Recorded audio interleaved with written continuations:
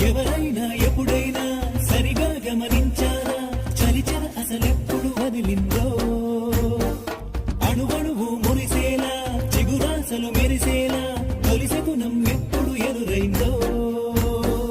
చూస్తూనే ఎక్కడి నుంచో చైత్రం కదిలొస్తుంది పొగ మంచును కోపం అంటూ తరిమేస్తుంది